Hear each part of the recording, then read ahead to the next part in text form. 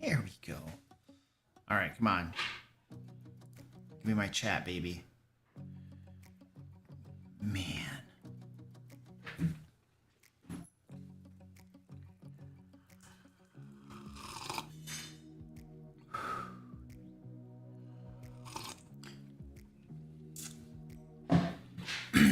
All right. Let's get rocking and rolling.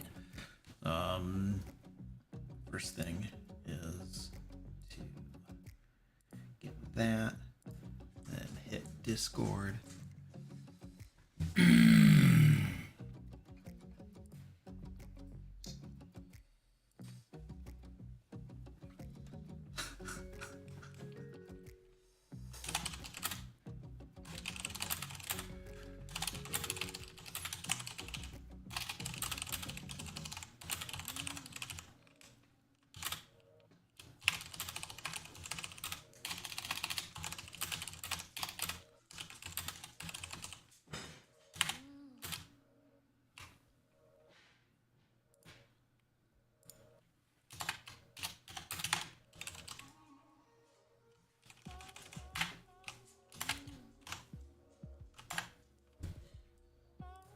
There we are.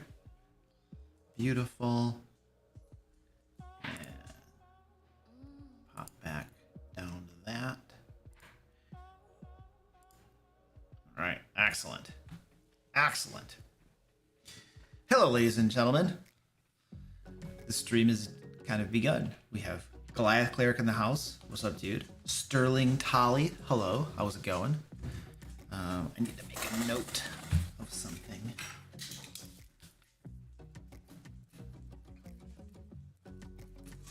There we go.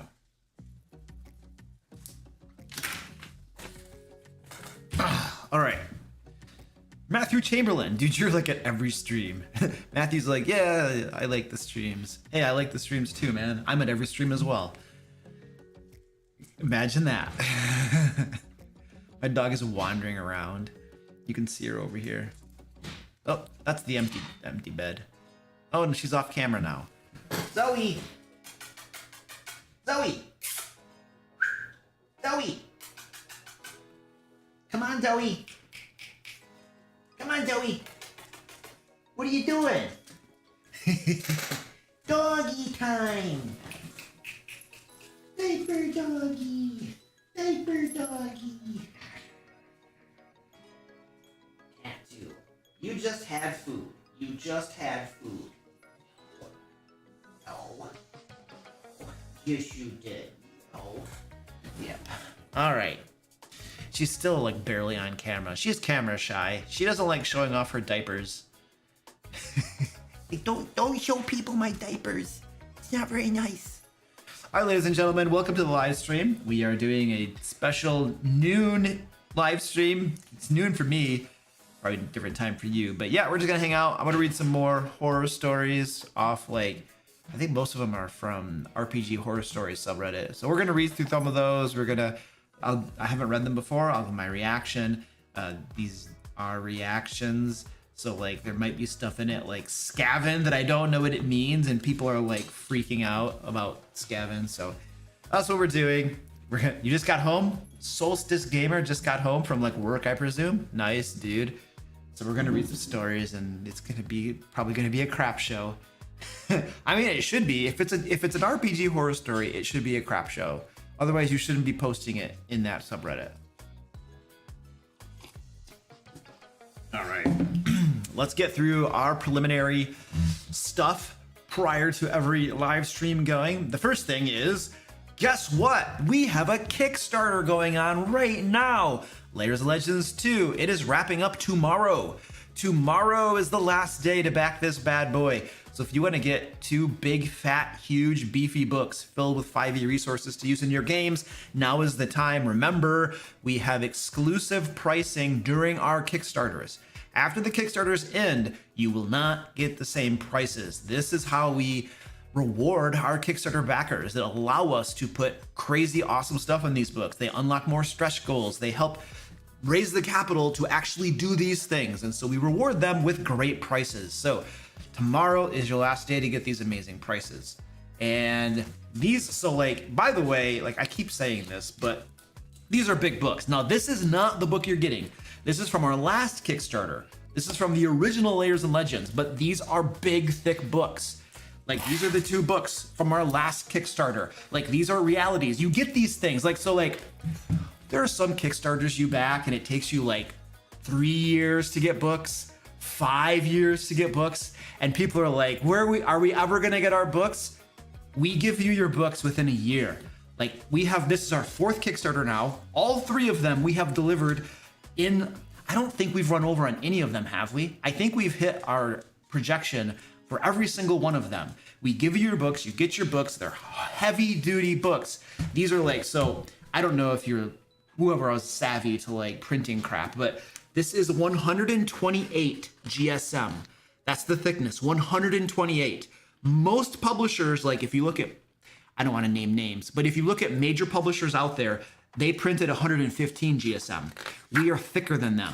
So it's beautiful, glossy finish. So it's gonna like wear well, and we have like thread bound binding. This is not the cheap glue binding. We don't do the cheap glue stick binding. Like, there's a major publisher out there that uses cheap glue binding, crappy garbage, and then their covers aren't as thick.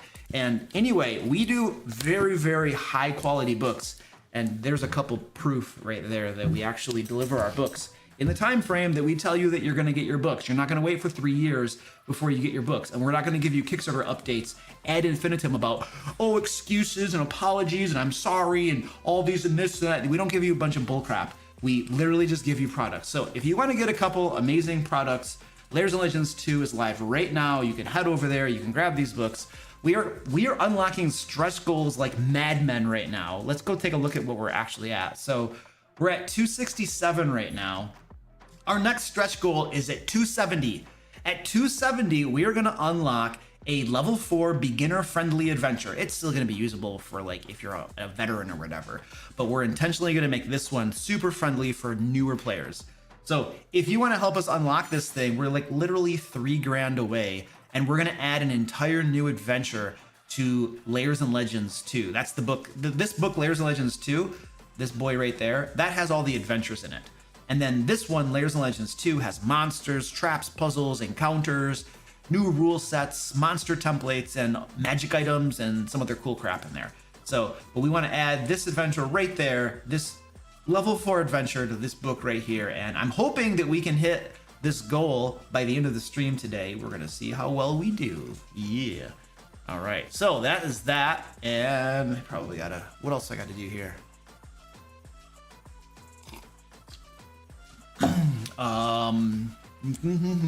Yes, patron shout outs. Let's thank our awesome, wonderful patrons. So all of these folks here help support the content that we create. Every single month, we create premium 5th edition and Pathfinder 2 resources for Game Masters, Lair Magazine. Every single month, a new issue of Lair Magazine comes out, and our wonderful patrons here help make that possible. And each month, yeah, they get a new issue of Lair Magazine. It's usually around 60 or so pages of adventures and traps and puzzles and a whole bunch of cool stuff to use in your games. And that's what our patrons get every single month, a new issue. There's literally a new issue coming out. I'm trying to get it out today for my patrons. It might go out tomorrow. I kind of have a Kickstarter wrapping up that takes a lot of my attention, but we're gonna try to get Lair Magazine out today or tomorrow. Every month, at the beginning of every month, they get a new one. So anyway, wonderful patrons, thank you so much. I appreciate everything. And then these folks right here, they get their names read out loud. Each of them sends me like big, massive bribes every month. Now they just pay a little bit more. And so for helping support us at a greater level, they get their names read out loud. So here we go. Aaron H, Agile M, Alex S, Alexander O, Alithana, Alan D, Althanea, Amanda W's, Amber's, Angelique K, Anton K, Art Soccer, Ashley, Alucas, Beavis Con, Bees in Space, Ben D, Black Wolf, Bradley H, Brandon P, Brian D, Brian O, Brian the Lion, Brian J, Carl C, Catic Wolf, Christine B, Christopher G, Clay W, Colette H, Colin W, Connor D, Contrary Gravy, Corey A, Corey H, Quan B, Dara T, Dazzled Up, David B, David S, Dawolf, Dalen W, Dean B, Derek E, Dice Goblin Wannabe, another dramatic pause.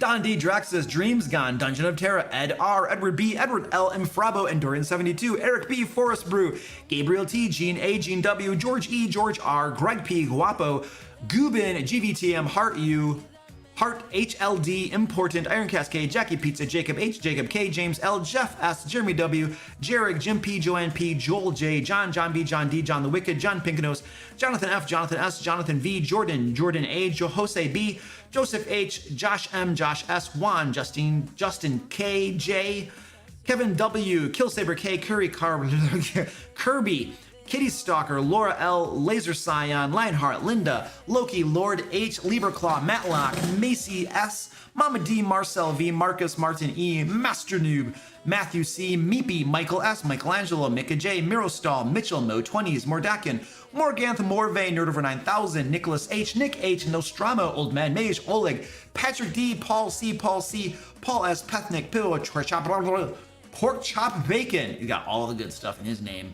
Muppet Master, Randall C, Randy B, Rebar, Renner C, Richard M, Robert C, Robert B, Roll for Combat, Rope L, Ross A, Ryan, Saul R, Sakura, Samantha J, Sarah J, Sarah P, Scott C, Scott R, Shadow, Shane L, Sean the Ice, Sim Fan, Soul Naya, Stefan G, Stephen T, Steve S, Sturm, T Warner, Tabletop Nerd, Talna, Therese T, Terry V, the Old DM, the Debacle DM, the Jackal, the Dice Dragon, the Fuzzle, the New Bad Ombre, Thomas F, Thor J, TK, Tom B, Tom T, Travels T, Trinity S, Tyler D, Tyler R, Valagor, Victoria Q, Vladimir S, Volhoff Valles, Wesley K, William C, XX Redrum, Zombie Trami. Right. Come on. All right.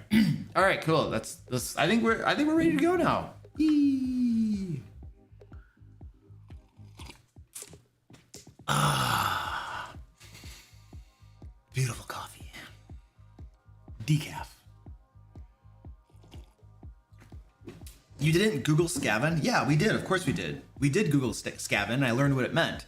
The thing is that there were some people that were like, Luke, I can't believe that you're in the RPG industry and stuff, and you don't know what Warhammer 40K or something is. I can't believe you're not educated enough to know what Scavin is. It's like, dude, like, all of the knowledge of the world does not lie within my locus of, dominion. Like, I don't know everything, dude. And like, there's gonna be a bunch of stuff that I don't know. This is what happens when you're hyper focused on certain things and you're like, try to be successful in certain things that you do. Like, you have to hyper focus on them and put a lot of effort into like doing that thing to get good at it and to become a master at it, which means you have to ignore a whole bunch of other stuff, which means you're ignorant about things that don't necessarily pertain to what you're doing. That's how you become an expert at something and you get really good at stuff. Now, I could waste a whole bunch of time generating general knowledge or something and paying attention to a whole bunch of stuff that doesn't move the ball forward, but that would be rather foolish in my opinion. Like, I got crap to do and I got goals I want to accomplish. So yeah, I don't know a whole lot about Warhammer.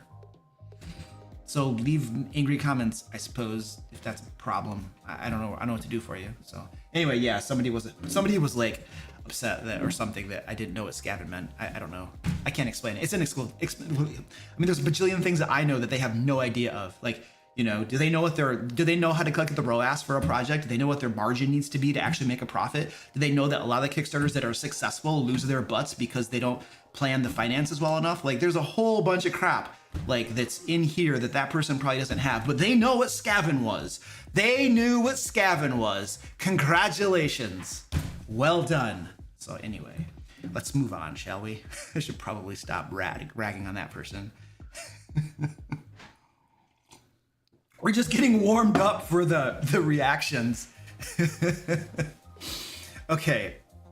Anyway, let's start. We're gonna read some RPG horror stories, and these are reactions. I've not read these before, which means I don't know what they say. It's a reaction. That's the way this works. And hopefully there's not bad stuff in them. All right, so let me pull these things up. Where is this? What I did do for these is I made PDFs of these, and I redacted like the OPs, the person who wrote these. I took their names out because I felt like, I don't know, I just felt like I don't want to out people and put people on the spot. And sometimes the people that make these posts are actually in the wrong.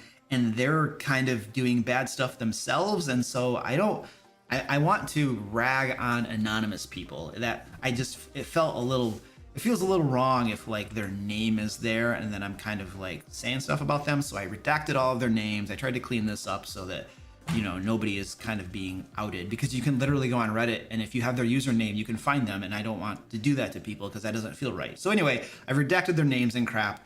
So I've done the best I can to like hide their identities. I feel a little bit better doing that because I'm not trying to be a jerk to people. I just want to read some stupid stories.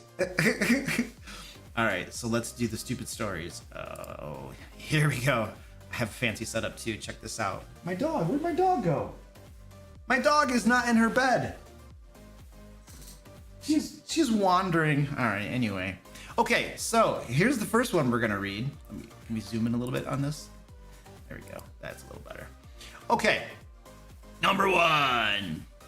Am I the butthead for bringing my own chair to a D&D game at a friend's house? I mean, if there are no chairs, or their chairs are covered with cat hair, or you can tell that they haven't been cleaned in a long time or something, then gosh, like that is awkward, right? Do you just sit in it? Do you put your butt in nastiness? I haven't read this, but I'm assuming there was a problem with the chairs, and so they brought their own chair. If there aren't enough chairs, then I don't know, dude. This is actually a funny story too. I have a chair story that I can tell you, but I probably shouldn't because it's not appropriate. Anyway, let's read the story. I play Dungeons and Dragons every Friday evening at a friend's house. She is gracious enough to host every week when none of the rest of us can. I love people who are willing to host the game when nobody else is willing to or can do it, because they're the ones that allow you to play the game. You don't have to go to a game shop that has a lot of people talking and interruptions and maybe sometimes you feel awkward or something having to play at a game shop because you're like talking in character and stuff and other strangers. Maybe it's not. But anyway, hosts are awesome. However, the folding chairs she provides us are the most uncomfortable things on planet Earth. Yeah. 6.5 hours in one, a typical session length. That's a good session too, by the way. That is a solid game session. 6.5 hours. I used to run 8-hour game sessions. They were like 4 p.m. to midnight. Is that 8? How long is that? Is that 8 hours? Yeah, that's 8 hours. I used to run 8 hours, 4 p.m. to midnight. I did that for, probably a year. We probably ran 8-hour game sessions for a year. I had 2 groups. We were doing it for about a year before finally we were like, it dawned on us, this is insane. And we started to end at about 9. So now it goes from 4 to 9. And we're like, this is more reasonable. But we were all excited. So 8 hours, we didn't care. We were having fun. Anyway, 6.5 hours in one of these chairs has me in pain and stiff. Even with frequent trips up and down to stretch my legs, these chairs cause me actual pain. So another thing I want to mention too is that all of these stories we're going to read today, we are only getting one side of the story. So, and you know that there's like parables and stuff about like, whoever presents their case first is always the one that seems to be in the right until another person comes along and sets the record straight. Like that might actually be a proverb or something from the Bible. I don't know, but I know that I've heard that saying before, wherever it came from. And the point is that whoever tells the story they're always going to present it from not only from their viewpoint, and most people feel justified in what they do usually, but they're also sometimes going to tweak a few things here to make themselves seem better than they actually were. So always just take these types of stories with a grain of salt, that you're getting one side of the story and not the entire thing. It's always super, super important to realize that. I mean, you can just go on Twitter for some of these posts about things that people tweet that are absolutely lies, and they're doing it to just cause rioting and violence and stuff. They lie about situations to just get reactions and get retweets, and it's a lie. It's an outright lie. People lie about crap all the time. Anyway, that's another topic. Let's keep going here. I brought my own folding chair to game this past Friday, one with padding and ergonomics. Our host was clearly confused why I brought my own chair and was obviously not thrilled by this. I told her the truth, her chairs are uncomfortable and I prefer my own. I was given the silent treatment for this. Like, who gives a flying crap? Like, look it. This is where I play D&D. Like, okay, let's go to the big screen so you can see a little bit better. So I play D&D at this table right here, which has a bunch of books on it right now because I have new bookcases over there that I spent 8 hours assembling on Monday and Tuesday, and I haven't had a chance to put the books on them yet. But the bookcases have been assembled. I got to put the books on them. Anyway, I've got a bunch of books on that table, so it's kind of a disaster. And I hate to have cluttered crap in my house. I like to have nice, neat, clean everything. So this is really annoying to me. All of those books piled up, which is why I feel the need to justify it to you, I feel like, because I hate having this kind of junk not properly put away and stuff. Anyway, that's a different story. The point is, what I'm trying to say is I play D&D at that table right there, and I have like wooden chairs, and sometimes I forget to put the pads on them. And we also have folding chairs, which actually are pretty sturdy and well cushioned. One of my players brought them over for us. So, but if one of my players were to say, Luke, you know, these chairs are too hard for me, it causes me pain, whatever, I wouldn't give a flying crap if you bring your own chair. I don't care. I am there to play D&D. Like, that's, or in this case, Pathfinder 2. But like, I'm there to play the game. Like, who cares if you have to bring your own chair or you want to bring your own chair? Like, you don't have to give me a doctor's slip. Like, here's my medical note that explains why I have to have my own chair. And then if you present me a medical note, then having your own chair at my D&D session is okay. Otherwise, I'm gonna be upset because you brought your own chair. Like, that is the most insanely stupid thing to get upset about. Like, somebody brought their own chair. That's really dumb. It's stupid. Now, that said, I think probably the OP did not approach this in the proper way. I would wager a guess that there was no conversation of, hey, you know, I just want to let you know that I'm super grateful that you're hosting and everything, you're providing a place for us to play, but I just want to let you know that I have kind of a little medical thing going on, and I need like ergonomically correct chairs and stuff to alleviate my lower back pain and stuff like that. And I just want to let you know that if it's okay with you, I'd like to bring my own chair. You know, that way because you know, sitting for 6 hours in your chairs, it kind of hurts a little bit, and that's no slight to you because I'm super grateful that you're like hosting and everything. But I am in a little bit of pain, so if it's okay with you, I'd like to bring my own chair. That way I'll just be a little bit more comfortable and stuff, you know? So there is and you tell them that before it happens, and you're like, you express how grateful you are and all this. And like, it's no slight, but like you need your own chair for medical reasons because your back hurts or whatever. Like, if you present this properly, right? Everything, you preemptively talk about this, you have a conversation and you smooth things over. That way, when you bring your chair, they already know and they're like, it's cool, we're straight and everything. But if you just show up with a new chair, you know, and don't say anything, and then when they ask, like, what's the chair all about? And you're just kind of like, well, your chairs are super uncomfortable and they hurt my back, and so I need a new chair. Like, if you're very like that way about it, well, yeah, dude, you didn't go about it the right way. Like, you have to have some soft skills here of like talking to people in the right way to make sure that how grateful you are and stuff.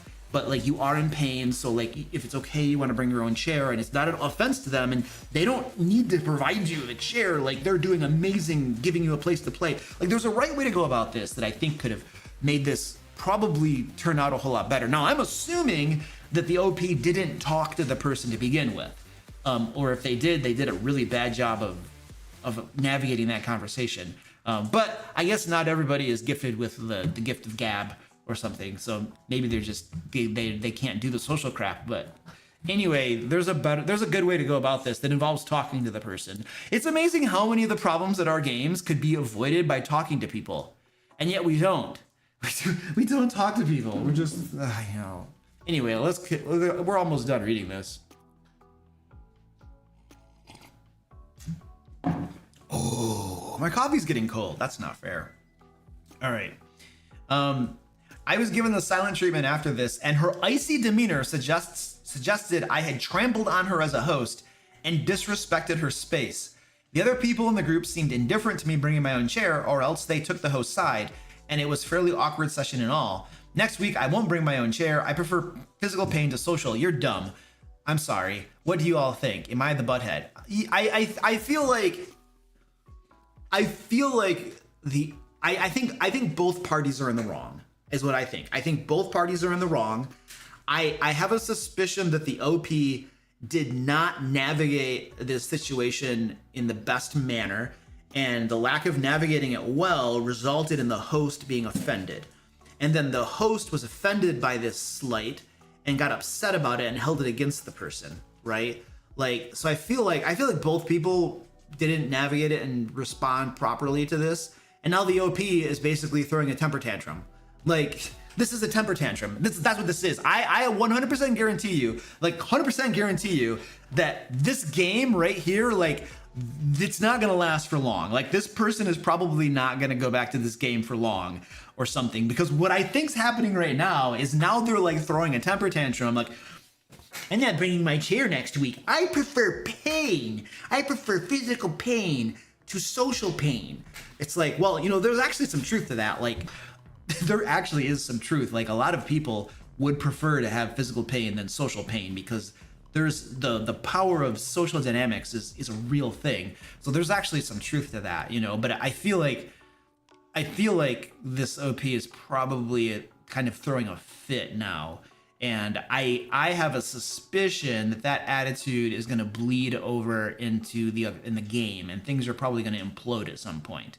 And this is how things happen. Things start with little tiny issues like this, and then people get bitter, you know, and you have a couple different people kind of going at it and stuff, and then things explode, you know, and then the host says, you know what, I'm not hosting anymore. This is ridiculous, you know, or the OP is like, I'm not going to that game anymore. And then a couple of her friends agree with her and they stop going too, you know, and so you just have a couple people bickering and having a little argument over a chair. You're fighting over a stupid chair. And it's just a stupid chair. I don't care. Like, I've had players break my chairs. I don't care. It's a $15 chair. I'll buy a new one. Like, well, not these oak ones. No, these ones are oak. These are like solid oak, nice chairs. Those are going to cost more than $15. But like, whatever, man. Whatever. You can break the chair. Just don't break my windows or the walls, because those are harder to repair. I can buy a new chair. You know, and if somebody wants to, like Kevin, Alex, Michael, Joe, Tara, Bill, any of you all want to bring your own chair, you're welcome to bring your own chair. Bring your chair if you want. Nice, comfortable, like, you know, chair like this. What is this stupid thing? What do they call these? Gaming chairs or whatever. You know, as long as you can carry it from your car to the basement and don't hit my walls or hit the banisters or the ceiling, you know, don't damage my house while you're bringing it in, because, you know, every time I seem to have furniture mover people in my house, they break stuff because they're not careful, because they don't own the house. And so as long as you're careful and don't break my house, you can bring your own chairs. You're welcome to bring your own chairs to my game if you feel so inclined. I will not be offended. I don't give a flying crap. I just want to play Pathfinder 2. That's all I care about. I want to play Pathfinder 2, hang out with my friends, and eat junk food one day a week, and then I'll be happy. You can bring your own chairs. You know, bring your own chairs. It's cool. All right. I think we've kind of like wrapped that one up at that point. So there you go. Florian says, I would be so thrilled that my player would want to play my game so much that they started bringing their own furniture to be able to keep playing with us. Yeah, dude.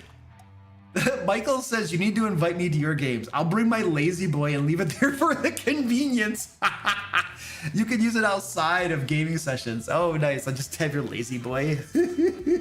Yeah, I mean, these are such trivial, stupid things to get upset about, man. It's like, good gravy. You almost wonder if, like, these two people, like, I don't know. The host, it says she. I don't know if the OP is a guy or a girl, but I don't know. Anyway, I can imagine the OP was probably like, this is some sort of like passive aggressive behavior. They were probably upset and they're getting bitter about their back hurting, and there's probably some other stuff going on. Something tells me that this is not like the only thing that's happened. There's probably a history of stuff going on here. Like, I just get that feeling. You know? Oh, thank you. I got this mug from somebody. I think I got this from somebody, a seller in the Ukraine or Russia or something, somewhere over there a couple years ago. And I don't think they exist anymore. So but it's a beautiful mug. Then they closed shop or something because I was trying to find them at one point again and they couldn't find them, so I think they're done, but whatever. But it's a beautiful mug. It's a one you can, you know, if they don't make them anymore, $5,000, you can have my mug. This is the mug that Luke drank from. I don't know if anybody would want my dumb mug.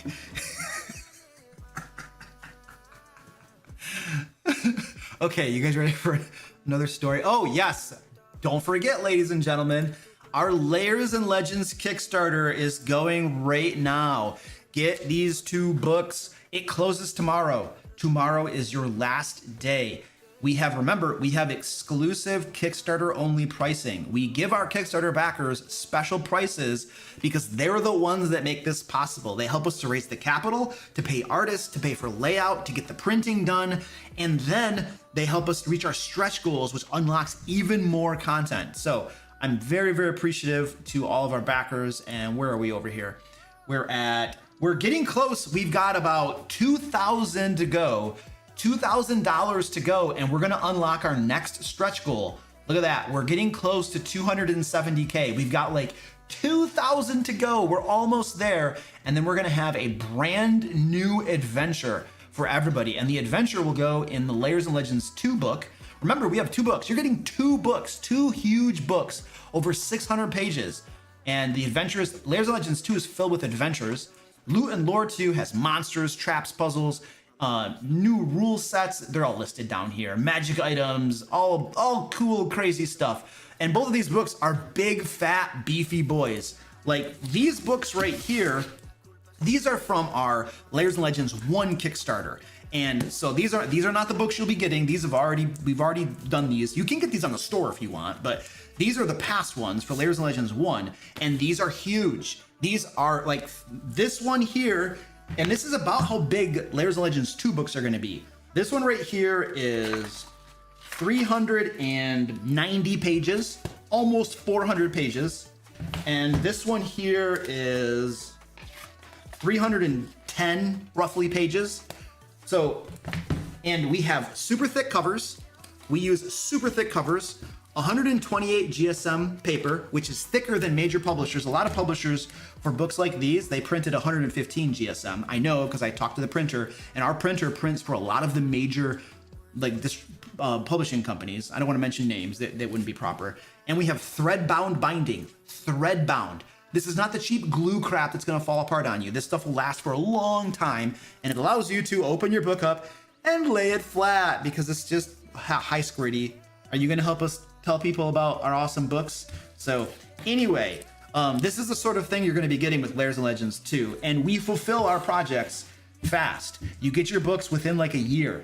Like, we don't screw around. We're not going to keep dragging you along for 2 to 3 years telling you like, oh, we're still working on it. We don't have it yet. We had all these problems and economics and just have a laundry list of like boohoo crybaby stories. Like, no, we get you your crap, and we've done it 3 times now, and this will be our 4th Kickstarter. So you can back this thing with confidence, knowing you're going to get your stuff. And you can actually go on the DMLair.com and get previous Kickstarter stuff that's up there already, and you can see that we make quality crap. So anyway, there's my Kickstarter blurb for people who want to help support a Kickstarter, and then we're going to keep reading some stories here. All right.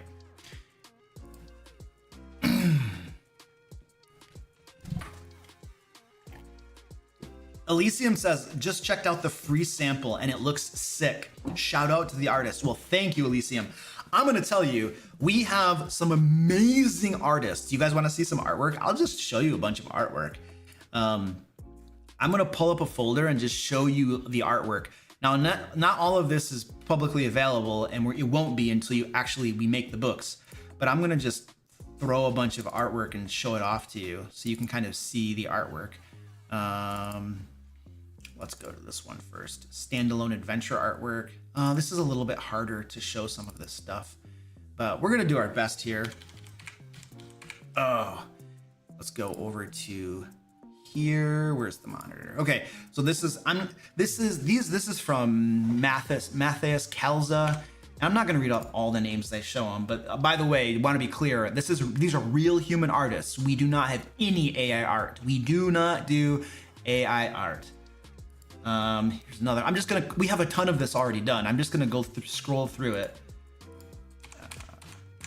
Those are the ones from that one, and then they're all in different folders and stuff. So actually, hold on a second. Hold on, give me a hot second here. There's actually another folder that I can show you guys some of this artwork. Layers and Legends 2 artwork. I actually have these things in a different folder. I have these all by the artists. So this is actually all of the artwork that I'm about to show you now is by Al Ferdowsi. Al Ferdowsi made all of this stuff. So this is a warlock. This is amazing, stinking amazing. This is a Grekti, a striped Grekti. This is Kolaver the Mindbreaker. This is Lokodo. This one is sweet. This one came in fresh like a couple days ago. Spotted Grekti, Failed Grekti, the Speckled Grekti, the Pale Grekti, a whole bunch of different Grekti. These are like high-level creatures for your games. The Elemental Emissary, the Noble Genie, the Galady, the Doom Priest. This one's pretty cool looking. I like this one. And then this is a half-page artwork for the Doom Room. Elhari. That's just from one artist. That's just from one of our artists, Al Ferdowsi. And then, I mean, we have several artists. Let's look at some of Brendan Lancaster's stuff. Let's see. Some of these are harder to show off than others because I have them in different folders. But here's one from Brendan Lancaster. These are all from Brendan. Oh, creatures. Okay, let's take a look at creatures. Let's see. Come on. Open. Oh, it's going to the Photoshop. Don't show the Photoshop. I don't need to see the Photoshop. I pushed the wrong button. I don't need to open up Photoshop. All right. Come on, baby. There we go. Okay, here we go. All right. Look at this. This is crazy. This is super cool. That is super cool. That is the Stitched Sanguinite. Wow. I can't wait to use that in my games. Holy crap. That is killer. Look at the stinking artwork. Whoo! Dude, amazing. And then this is the Aboleth Arcanist. Aboleth High Mind. This is all from Layers and Legends 2. This is all artwork from our current Kickstarter, Layers and Legends 2. The Aboleth Cult Priest, the Black Dracomira, the Bone Fairy, the Doppeldrake, the Green Drasilisk, the Infernal Legionnaire. This thing's cool too. This one kicks butt. Look at that. Oh, dude. The Infernal Poison Cultist. That's some crazy detail. That looks awesome. Look at these eyes, dude. Look at this. The Warty Sickness, like, oh man, I'm gonna mess you up. The Infernal Poison Knight, and then I think we saw that one before. The Red Dracarilla, and then we're back to that one. The Tooth Fairy, the Wine Spirit, and those are all the ones that, well, no, those aren't all the ones that we have from Brendan, but those are a lot of them.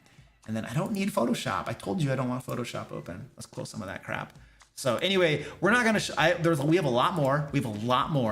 We will probably show off some more artwork later on in the stream, and we'll hit some more of our artists. But those were pieces from the first set was from Al Ferdowsi, and those ones right there were all from Brendan Lancaster. And that's just touching the tip of the iceberg of the artwork that we have commissioned thus far. Okay, let's keep going with reading off our Reddit stories. Let's go to the next one. Split stream. There we go. All right. So this is from D&D Horror Stories, and again, I've redacted the name of the OP because I don't want to call anybody out. That's not the purpose here. There we go.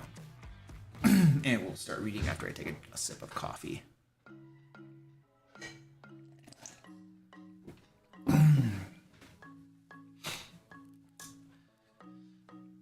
Am I the butthead for not wanting my character's faith to be changed by another player?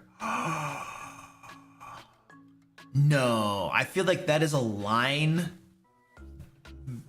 That's a line that you don't cross, but it shouldn't be crossable. Like, there should be no way for somebody to change the faith of your own character. Like, you are in control of your character. You decide what your character believes and what they don't believe. It should not be possible for someone to change their faith. That is just a hot take of it shouldn't even be possible. And a game master worth their salt should shut that crap down immediately and be like, no. What their character believes is within the agency of the player to determine, and you, other player, cannot affect that at all. So I feel like that should just be off the table, and the game master should have shut that crap down immediately. But let's read the story, because I'm jumping to conclusions maybe. This is my second experience playing D&D. Oh gosh.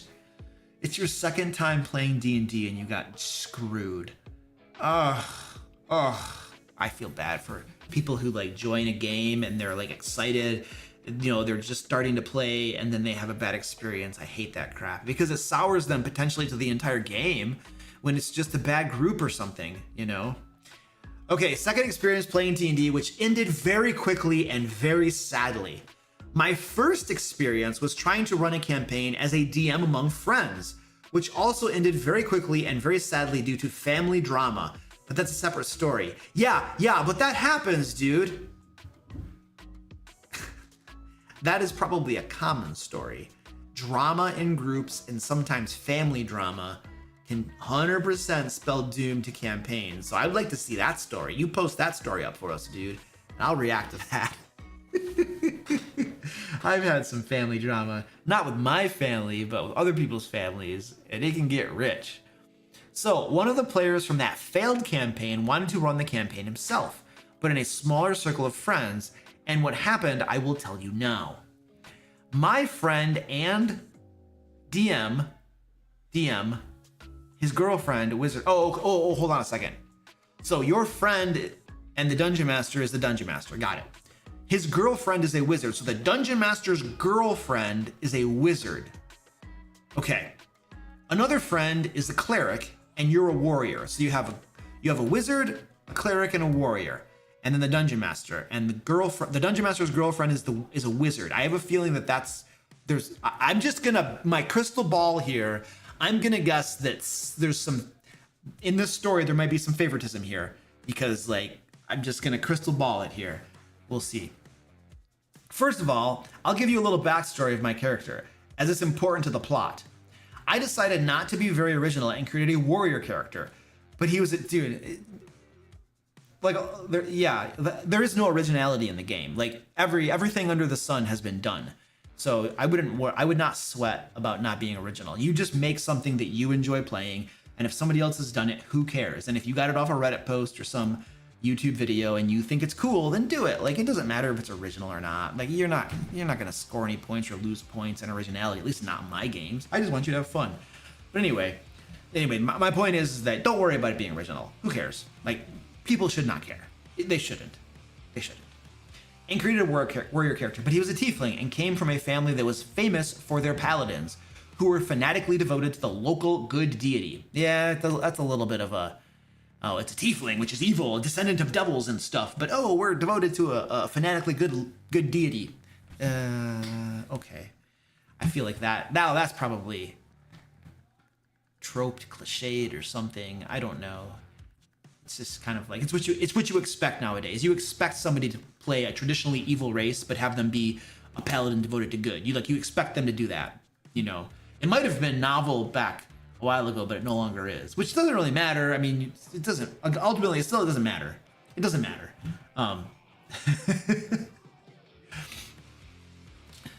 But my character was not accepted as a paladin because he was born a tiefling. Oh, and here we go. So okay. We're definitely playing into some probably overused narrative story mechanics at this point. But again, it's okay. It doesn't matter. It's your character. You do what you want. Anyway, my character's goal, as I conceived it, would be to follow. My backstories and my characters are probably equally like not interesting, to be frank with you. Like I'm kind of being a jerk to his backstory, but my backstories are probably worse Because I don't, yeah, they're probably worse. So I should probably not comment on his backstory and just let him, because mine are worse, I guarantee you. Let's just keep going then. Anyway, my character's goal, as I conceived it, would be to follow the teachings of this goddess to prove himself worthy of becoming a paladin. All right, makes sense. I'm with you. I don't even know why I have the dog cam here, because like the dog isn't even sitting in her bed. Let's just turn that off. The doggy's gone. When she comes back, I'll turn the camera back on. First of all, I'll give you a little backstory. I already read that part. The beginning of the company was supposed to be standard, all of us meeting at a tavern, etc. My character was sitting quietly in the tavern drinking a beer when Cleric entered the tavern. Cleric, having the warrior roll the dice. Have the warrior roll the dice. Laughter. DM, roll the dice for Constitution. I don't know what we're talking about. Me, passing the check. What are we rolling the dice for? You've lost me already, dude. You already lost me on your story. I don't know what you're rolling dice for. DM, nothing happens, but you notice an obscure hunched figure in a hoodie approaching a bar near you. A hoodie? Really? We got people in hoodies?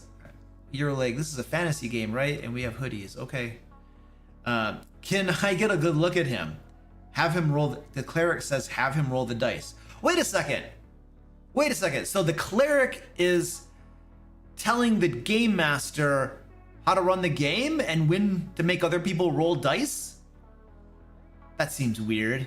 Like, what the heck's going on there? Is this cleric doing some weird shenanigan-y crap? Like, or to have the game master and the cleric done some like behind the screen plannings and tomfoolery or something? I wonder what the heck's going on here. Have him roll the dice. Roll dice for intelligence and constitution. I rolled the dice. You don't know what this creature is, but it remotely reminds you of a mushroom. Okay. The wizard joins us, and we have a few words with her, which are once again interrupted by the cleric's request to roll the constitution check. It should be noted that the wizard was not an easy one. She was one of those whose favorite spell was fist, and she walked everywhere with a staff on the weight, more like a barbell.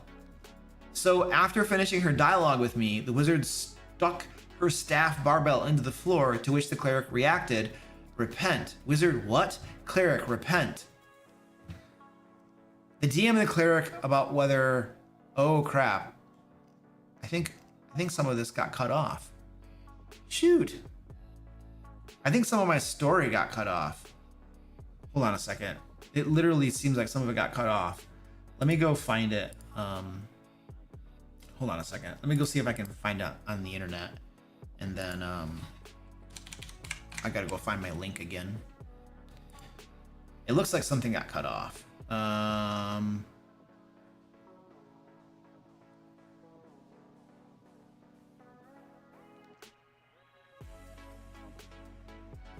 Where the heck is it? There it is.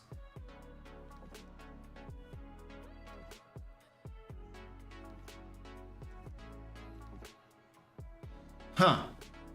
It's really weird. I guess we're gonna have to go to the actual Reddit article, because something got cut off and I don't know why. Wizard, so the cleric is like, repent. Wizard, nah, I'm leaving this asylum. After that, the cleric decided to attack the wizard with his whip. The cleric decided to attack the wizard. What are you doing? You just started and you have PvP already. This is stupid. This is one of course you have a stupid game already. This is so stupid. Like, we've just begun a game. The characters are meeting in a tavern and you already have stupid crap going on. Are we 15 years old? What are we? Are we 12? Oh my gosh. Stupid. This is just stupid. Well, of course you have stupid crap going on. You have 12-year-olds playing the game. Oh my gosh. This sounds like 12-year-olds playing the game. Ugh. I'm sorry if I'm offending any 12-year-olds who are actually mature, but this is already we're starting off with stupid crap that doesn't make any sense in PvP, and the cleric and the DM have some sort of like behind the screen shenanigans going on that the other players aren't aware of and stuff. Like, oh my goodness. We've begun already. Okay, so after that, the cleric decided to attack the wizard with his whip. Before that, there was a small argument between the DM and the cleric about whether the super unusual whip should do stabbing or crushing damage. Whips do piercing damage. Maybe slashing. Maybe, oh yeah, I mean stabbing is piercing. Actually, a whip is slashing. Whip should be slashing. It would be really hard to get a whip to do piercing damage or stabbing damage. And crushing, like the whip would have to be super heavy and then it wouldn't be a whip, it would be like a flail. So that doesn't make any sense at all. That argument, that discussion right there is completely nonsensical. I think we have 12-year-olds playing the game. I really do. Except that this person writes really well for a 12-year-old. Like, he's got pretty decent punctuation and grammar and stuff. Like, I mean, he's missing a comma before the quoted text right here. But other than that, there's pretty good grammar and punctuation. I don't think 12-year-olds write this well. So I think we have adults. What are we doing here? What are we doing? I, who sensed that the company was going the wrong way, intercepted his arm and prevented him from striking. Okay, so you stopped the cleric from striking the wizard. So you're smart. You're like, this is dumb. We should not do this. We're supposed to work together. There's thousands of bad guys in the world that we could attack. Why are we attacking each other? Much less on the very first game session. So you have a little bit of sense in you. Okay, that's cool. Intercepted his arm and prevented him from striking, then also blocked the wizard's attack on the cleric to prevent a fight. In the end, she left the madhouse. The cleric shouted, "How dare you raise your hand against a holy man?" and announced that he was releasing a cloud of spores. The cleric needs to be kicked out of this game. Kick the cleric out of the game. This cleric is a turd. The cleric is a turd. Who is the cleric? The cleric is just another friend. He's a turd. Kick him out of the game. He's ruining the game for everybody. And the game master is complicit with it. So maybe the game master is an idiot too. Oh, this is so stupid. These are the types of games that you hear about. And like, if you have like good fortune, you're never in these types of ridiculous juvenile games. And it probably makes 12-year-olds like look good. Okay, let's keep going here. Okay, in the end, she left the madhouse. The cleric shouted, "How dare you raise your hand against a holy man?" and announced that he was releasing a cloud of spores. The DM asked me again to take a constitution check, which I passed. But there's pretty good grammar and punctuation here. This person knows how to write. There's a few mistakes, but they're definitely fairly well educated to be able to write this well. Their writing is becoming a lost art. So this person is fairly well educated. But a couple of visitors to the place who had fallen under his control did not. So now the cleric is killing innocents in the tavern, basically. I should say by this point, the wizard had already left the room where we were playing. Wait a second. The wizard, or the player left the room. They're mixing like in character and out of character in that sentence, so I'm not sure what they mean. I had to admit that I did my part too, since my character's name was funny and contrasted with his serious nature. Doesn't surprise me because you're a tiefling who wants to become a good aligned paladin, and yet people wouldn't accept you because of your race. So it doesn't surprise me that you're doing that as well, but okay. So she just assumed that we had decided to turn the standard D&D company into a circus. Yeah, I mean, you did. It's stupid. It is a circus. I'd walk out of that too. I'd be done. I would be done with that game. I would just drop and leave. If it were in person, I'd just be like, guys, this is not my cup of tea. You guys all have fun. I'm leaving. But we've only been playing for 15 minutes. Yeah, and I can see the way this is going, and I'm not interested. Thank you. If we're online, I would just disconnect and peace out. Oh, man. When I see what's going on in the tavern, namely that an unidentified creature first attacks one customer without warning and then takes control of a couple more, I decide to get as far away from the creature as possible and fire a crossbow bolt at it. So now you're attacking the cleric. The cleric is the one attacking people with the cloud of spores, so you're now attacking the cleric. Okay. The villagers under the cleric's control begin to approach him and give him money. Gosh. This is so stupid. What spell even exists that You release a cloud of spores and it makes NPCs under your control. This whole game is just a crap show. It is a circus. It is a circus.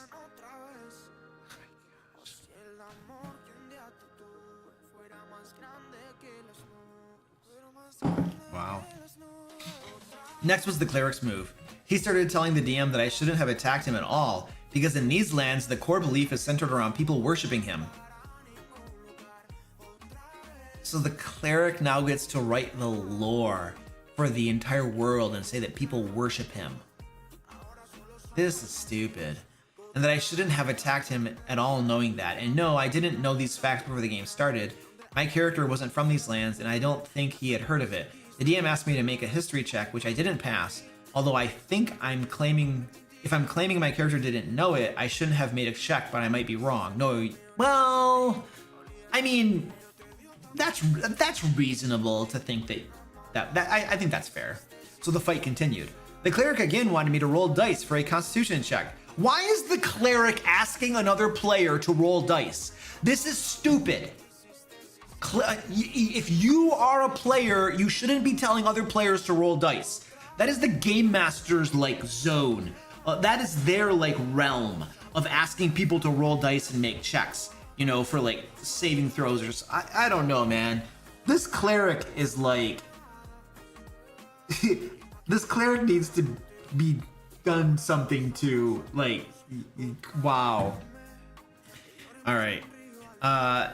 To which so the cleric wanted me to roll dice for a constitution check, to which I countered that I had moved a considerable distance away from his spore cloud and shouldn't have made the check. But the DM told me to roll dice anyway, just with an advantage. The DM is complicit with this. The DM thinks this is fun. The DM is like getting their jollies and just, oh my gosh, this is so stupid. The DM and the cleric have definitely conspired, by the way. They got together and they talked about this and they figured this out. Like, there's no doubt in my mind that they were pulling some shenanigans. Like, absolutely pulling some shenanigans here. And plotting together to do this tomfoolery. And that's when I realized that every time I rolled the constitution check, the cleric was trying to bend my character to his will. So now you're taking away agency. Now you're taking away agency. This whole game's a crap show at this point. It's just a crap show. It's so stupid. I think we're at the 5-year-old level right now, actually. I think 12-year-old, saying that these are 12-year-olds playing is a little bit too, like, you know, much. We're like 5-year-olds at this point. We're like breaking all the rules. To say that I didn't like the prospect of having my character subjugated by another player is putting it mildly. No, and you shouldn't. That's your character. That's your agency. You should be able to.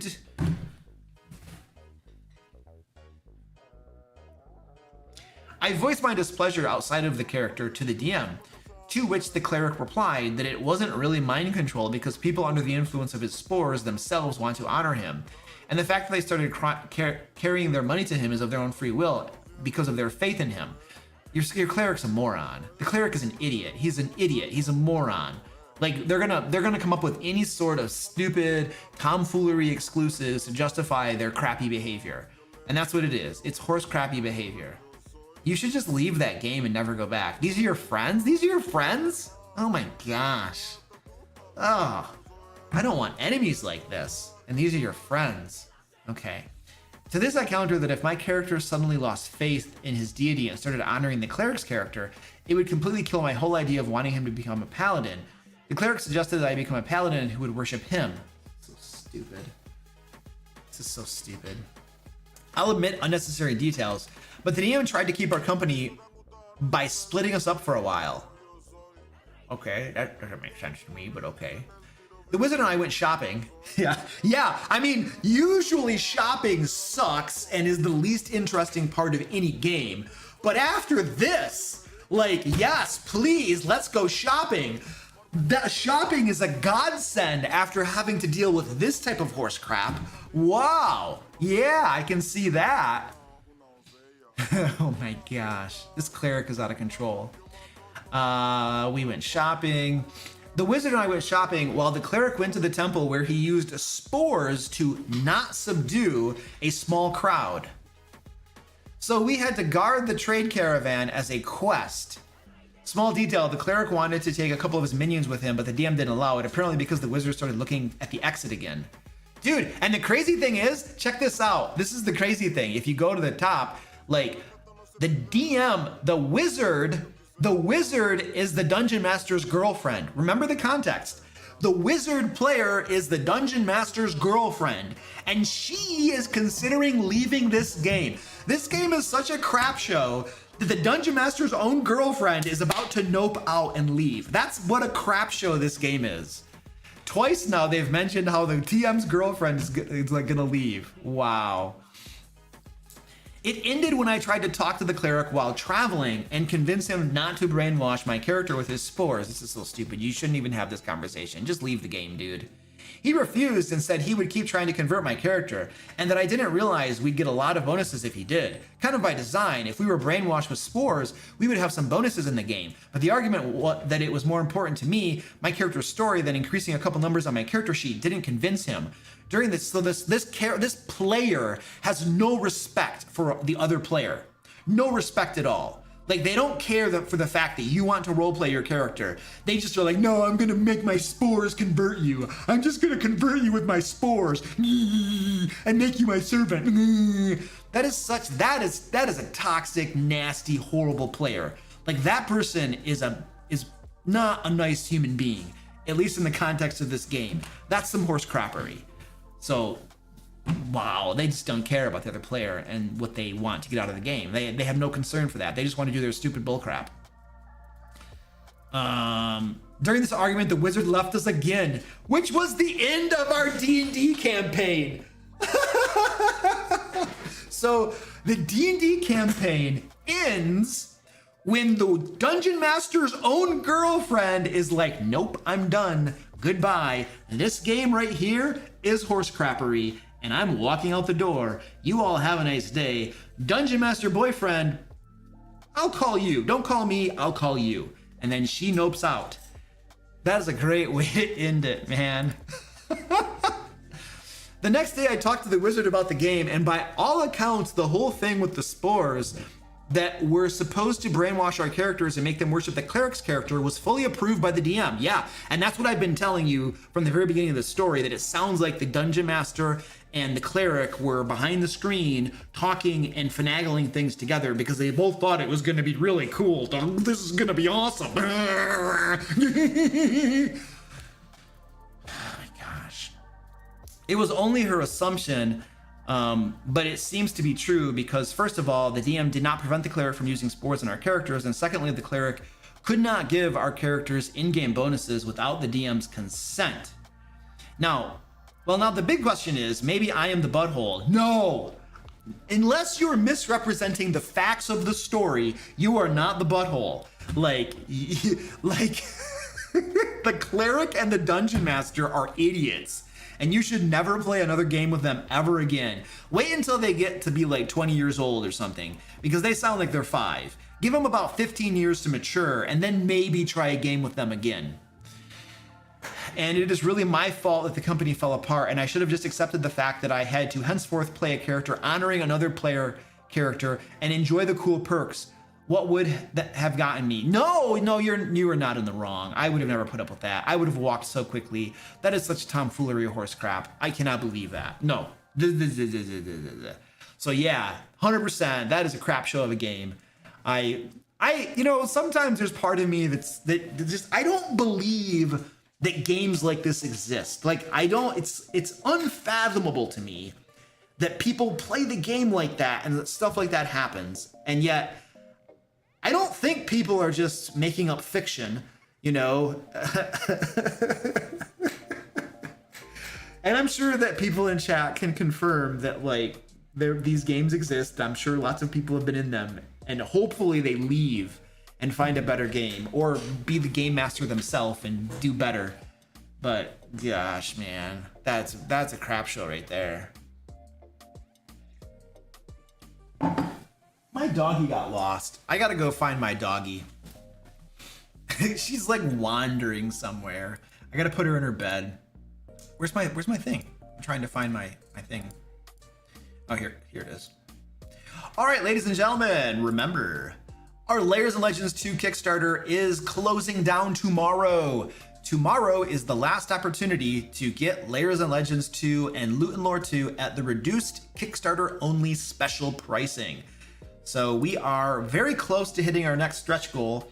We're at 268,000 and change, and our next stretch goal is at 270K. So we're gonna unlock another adventure to put in Layers and Legends 2. So if you wanna help us hit that stretch goal, we're so close to hitting that stretch goal. Go over there, check the project out. There's a whole bunch of information on here. You can see everything you get in these books, over 600 pages. These are two big beefy boys of books.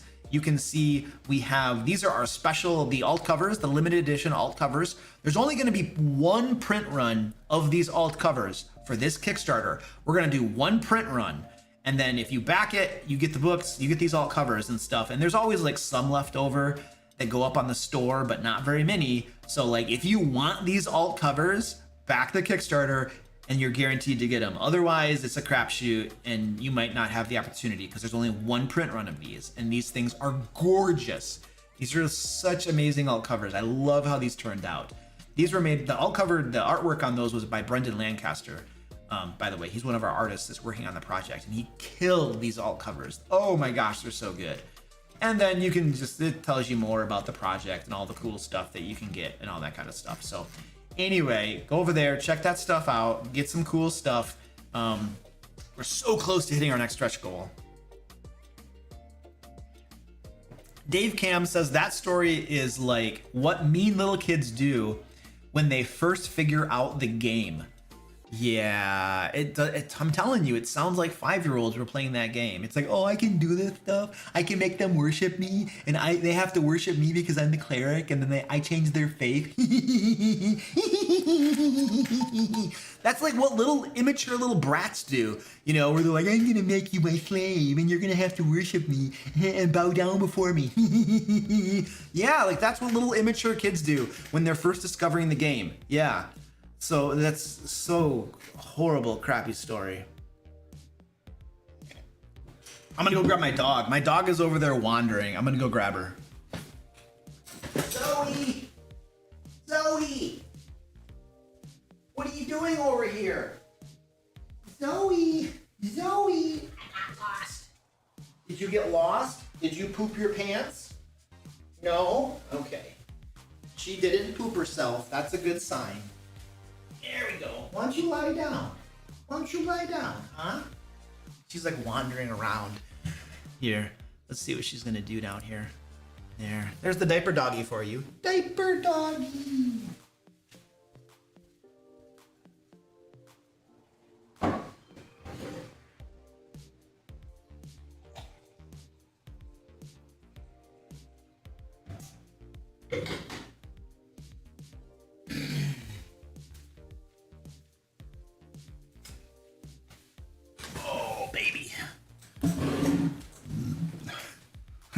She's like, I don't know what to do. I'm just gonna sit here and... Zozo, lie down, baby. Lie down. I don't know. Maybe she's gotta go to the bathroom. Well, that's why she has a diaper. She's gonna have to hold it, man. I have to hold it. All right, let's see. Let's find some more of these. Let's see. Okay. Oh, this one's pretty short.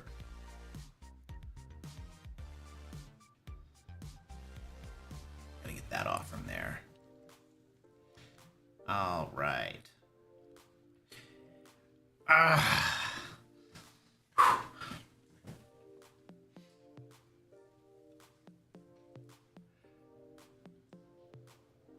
What is...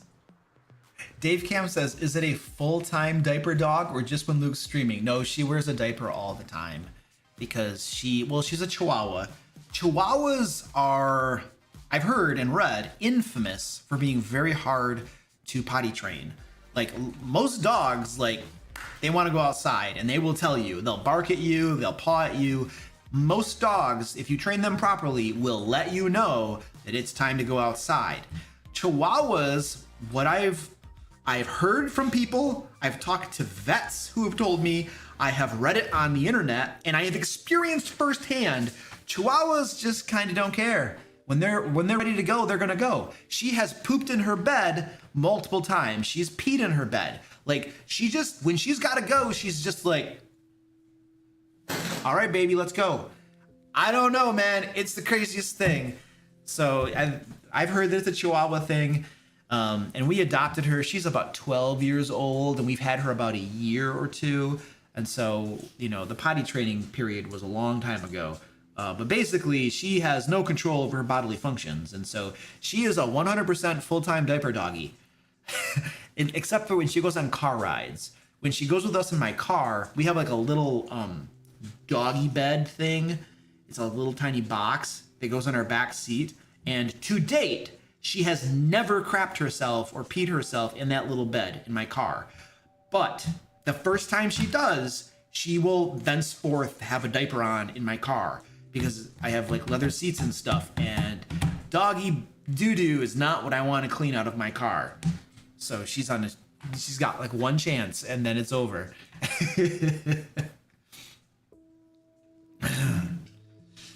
Audiobook Junkie says, I have 2 Chihuahuas, both over 10 years old, and neither are fully potty trained.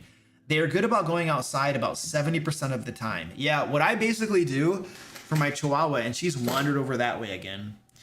What I basically do is every 2 to 3 hours, I just take her outside. Like clockwork. Like, oh, it's been a couple hours, take her outside. It's been a couple hours, take her outside. So I'm just constantly preemptively taking her outside, and she's still, every day she poops her, well, she doesn't poop her diapers every day. She pees her diapers every day, at least once a day. Usually it's just once a day. And she poops her diapers about every other day. So yeah, she just can't control herself. Despite taking her outside frequently, it doesn't matter. She just goes when she wants to go. What are you gonna do?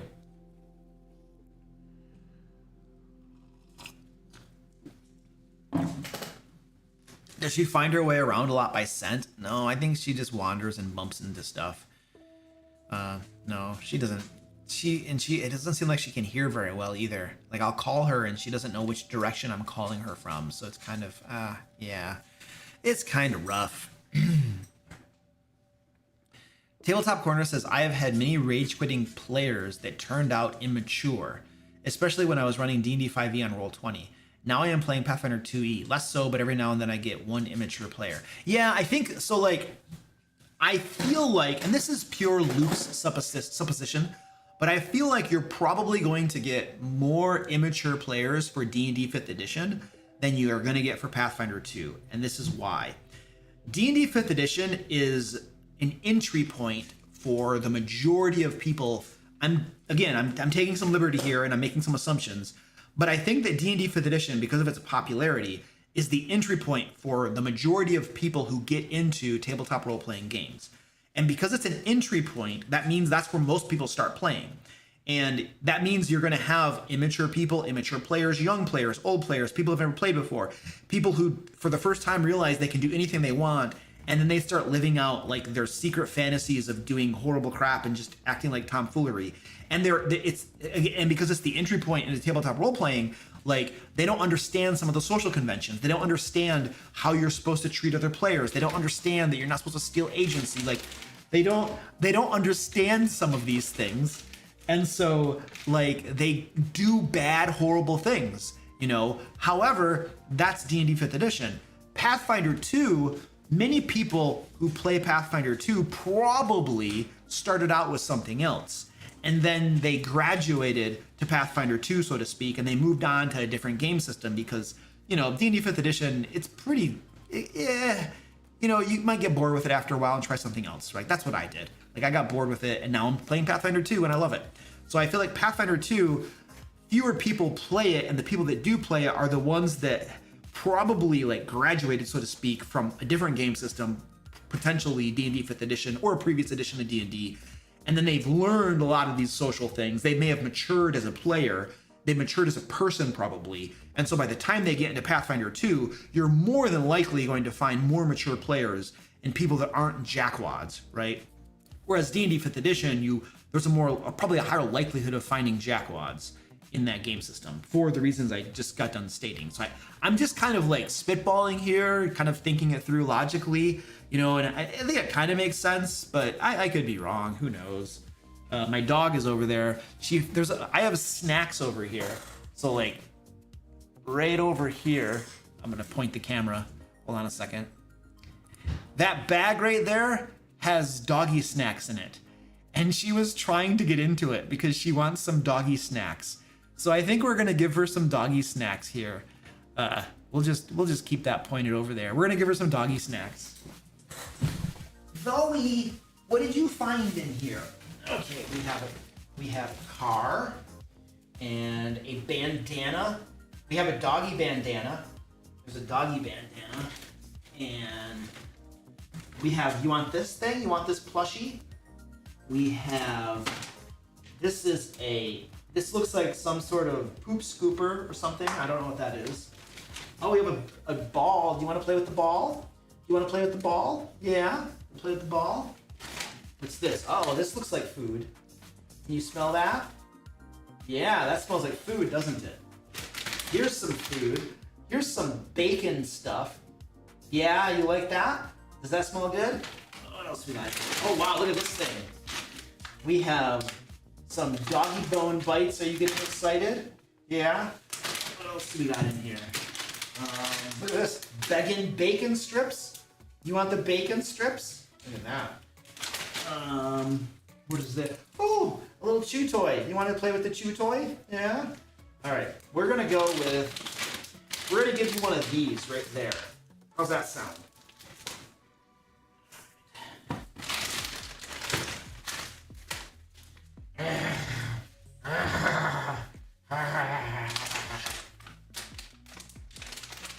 I don't even know what these are.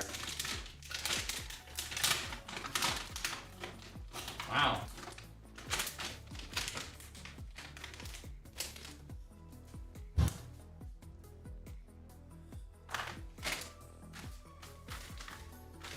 There we go.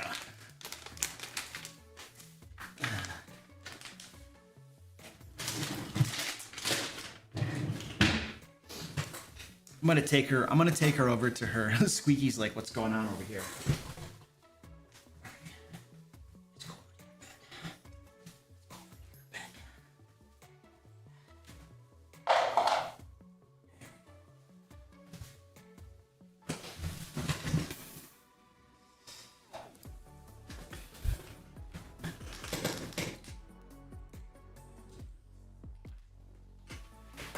There you go. You can watch the diaper doggy eat her treat. And I'm gonna make my other camera back over here.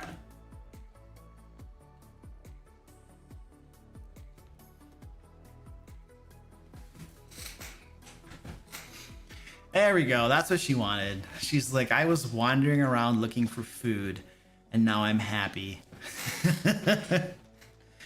The Dreams Gone failed their save against cuteness. I know.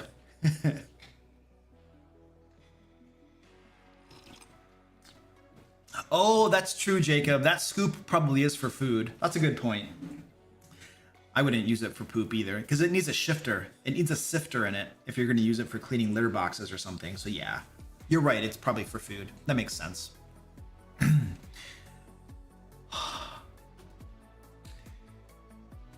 How did you get those carpenter's mitt, by the way? I don't know what that means. What carpenter's mitt are you talking about? I've only had people that are 5e players till just now. Pathfinder 2 players trying always try to either cheat or looks for a loosening up the rules. Hold on. What are you saying, Revan Master? I've only had people that are 5e players till just now. Pathfinder 2nd edition player trying always try to either cheat or looks for a loosening up of the rules. Really? So you're finding your Pathfinder 2 players are trying to cheat a lot? Is that what you're trying to find? Huh.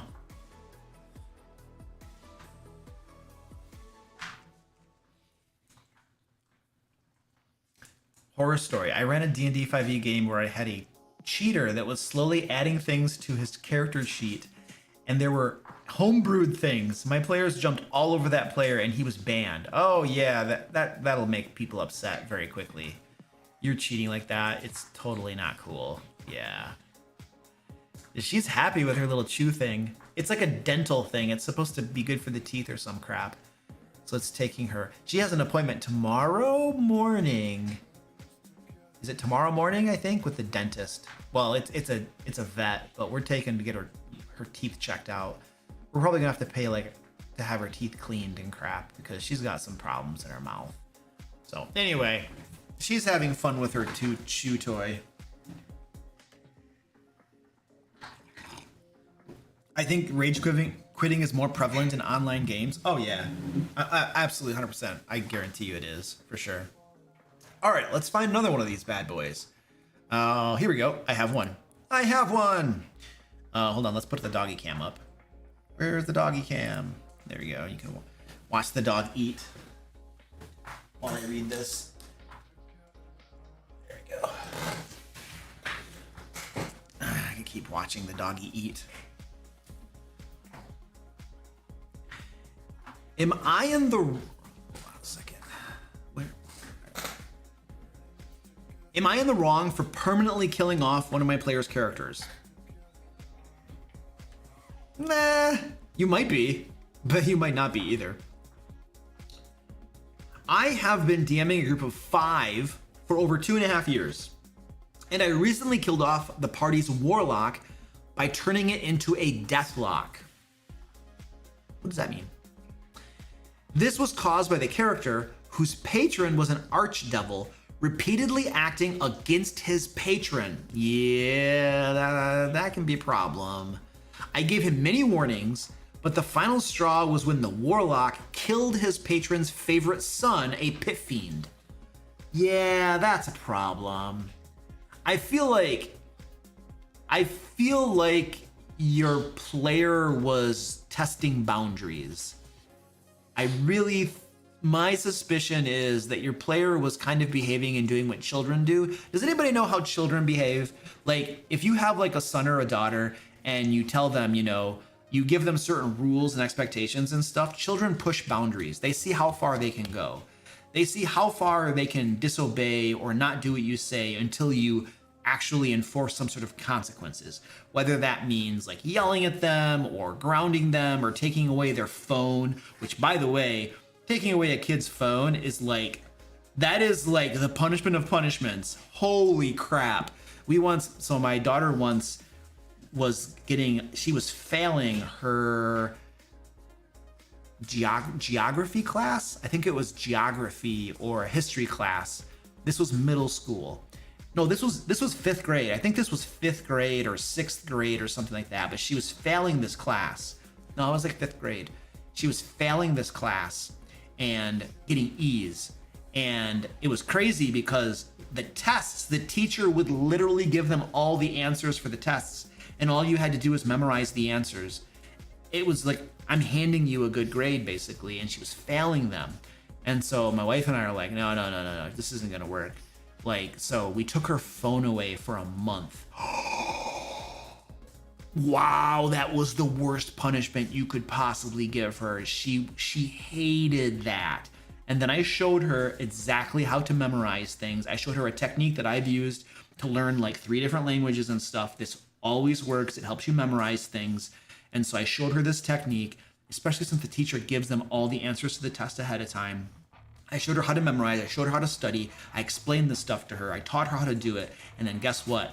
She was getting hundreds on her test, baby. 100, 100, 99, etc., etc. She was killing those tests. Obviously, I gave her the tools that she needed to do better, but also losing your cell phone, wow, did not like that. That struck like the fear of dad, I guess, into her heart. And she's like, I'm not losing my phone ever again. I'm just gonna get good grades. And guess what? She had like a 3. She graduated from high school with like a 3.8 or something. It was very good. It was very good. So anyway, I don't know how we got onto this story, but we were talking about players who test limits. So, and my dog is gonna start wandering over again. So this is what some players, just like children, some of your players are going to test their limits. They're going to see how far they can push before the game master steps in and says, no, not going to happen. And so I feel like in this story, you have a player who is pushing the limits. They're seeing how far they can go before the game master actually does something. That's what this feels like to me.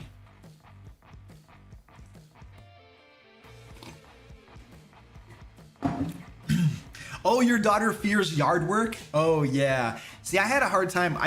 My daughter would just not. Yeah. Let's talk about parenting later. Let's finish the story. We can talk.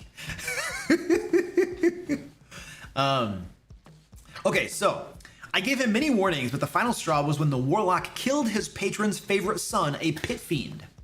I immediately asked him to make a new character and described the gross transformation his character underwent to turn into a deathlock. He immediately started screaming at me about it being unfair that his character died so easily despite my repeated warnings. He said that unless I brought his character back, he would leave the table. So now I'm conflicted. Was I in the wrong for killing his character, and should I revive it or just let him leave?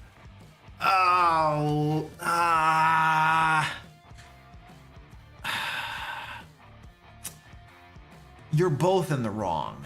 You're both in the wrong. And the truth is, I think that most of the time when there's an argument or something happens, both people are probably in the wrong. Both people have probably done something that they shouldn't have done. And in both parties, almost always, both parties do something. So, and this is the case too, where both parties have done something wrong. So the player was pushing boundaries. The player was not listening to the game master's warnings, and they decided to do a thing. They killed the son of their own patron, the warlock. So there's an archfiend, warlock, patron. Archfiend has a son. I killed the son. Like, that's pretty stupid. That's very stupid. That player should know better. They're pushing the boundaries, and then the game master, they came down with a fist of iron and killed the character. So I feel like that response is very heavy-handed. I would not have done that. I probably would have spoken. Now this all depends, because here's the thing.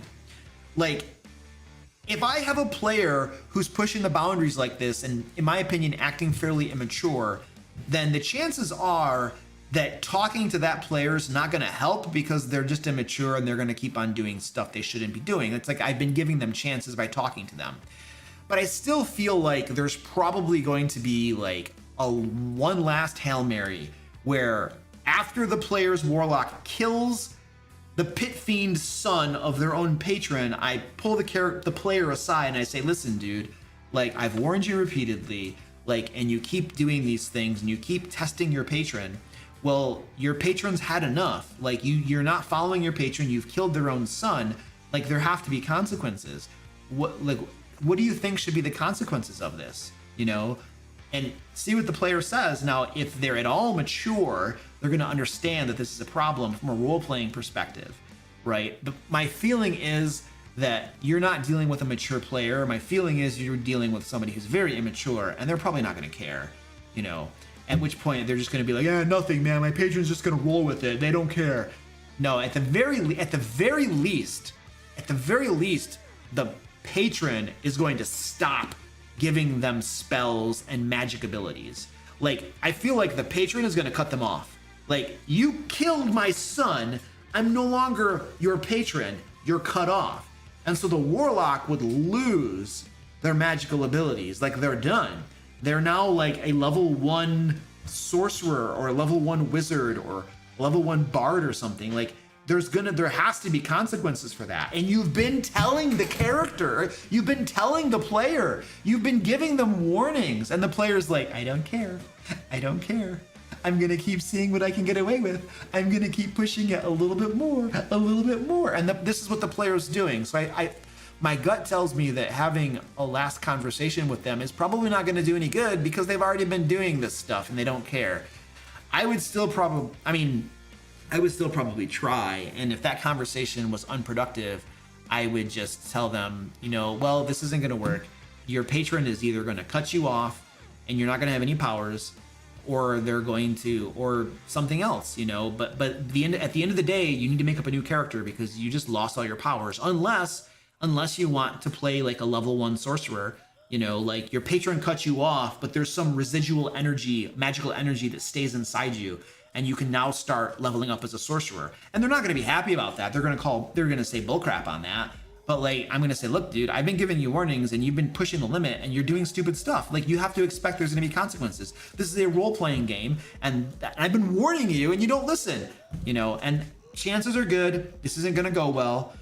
If you've gotten to this point in your game, that player is probably immature and they're just going to react poorly no matter what you do. If you don't capitulate to whatever they want, they're just going to explode at you.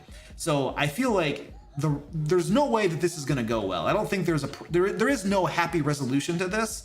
I think the only way that this is going to end, there's only two ways that something like this is going to end. First of all, the game master just capitulates and lets the player do whatever the heck they want. And frankly, that's what a lot of game masters do. And that's why you have so many games that are crap shows, right? Because they don't put their feet down. The game masters don't put their feet down, and they don't like, you know, no, this is too much. Or you can put your foot down and the player is going to explode and scream at you because they're immature and they don't give a flying crap about whatever, you know, and then they're going to leave the game. But either way, you've won. If you have a player like that and they leave the game, I think that's a win, because you can go recruit a different player and they're maybe going to be a better player. So I wouldn't fret about them leaving the game. I think you should do, so like the question here then is, was I in the wrong for killing his character, and should I revive it or just let him leave? So this is what I would do.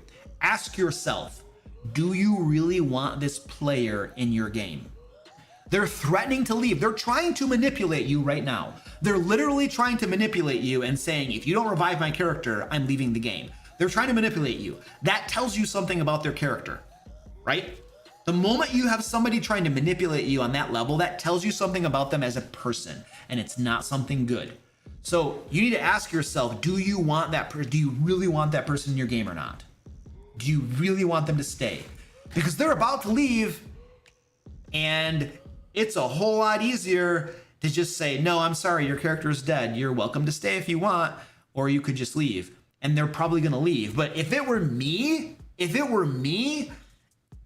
and this has already all been done, right? And there was no take backsies, I would probably just simply tell the player, you know what? I think you're leaving the game is the best thing at this point, and be done. Don't even give them the option to stay. If they've already been pressing the boundaries and they won't listen to your warnings, and now they're screaming at you and freaking out and threatening to leave if you don't take back the death and stuff, like, at this point, I don't want them in my game. At this point, I'm kicking them out of my game. You know what? You're right. So they're threatening to leave. You're right. I do feel like the best thing is for you to leave the game. It's been great having you as a player, and I wish you the best. Boom, boom, done, and they're gone. Don't even give them the option of staying. Just say, you're right, goodbye, have a nice day, and be done with it. I think that's the best thing to do at this point, because they're manipulating you, they're screaming out at you. Nah, this doesn't sound like the type of player that I would want in my games. No, I would pass on them. My dog is going back at the box. She's over there again. She knows where it is. And she's like, I want this. I want the snacks. I just gave her the snacks. Zozo, you can't just keep eating. You can't keep eating, doggy dog dog. You can't just keep eating.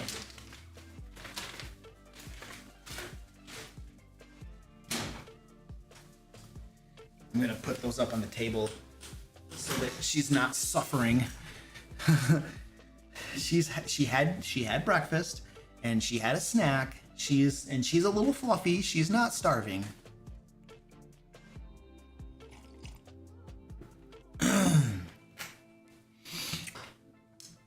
Felonia says, I think the DM is correct. The player would just devour chances like candy rather than ever change. Even going so far as manipulation by ultimatum. I hate that. Ooh, I'm gonna tell you guys.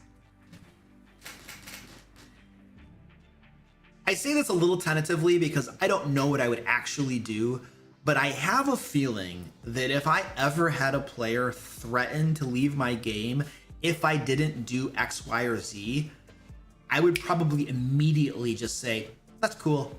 You're welcome to leave. Because I don't deal well with manipulation. I don't, it doesn't work for me. It really makes me mad. It really upsets me when people are overtly trying to manipulate me. Like, if you don't do this in the game or something, I'm leaving the game. Like, you think that you have some power over me?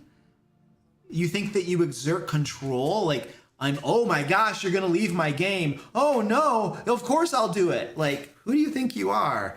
You know, like, I don't know, man.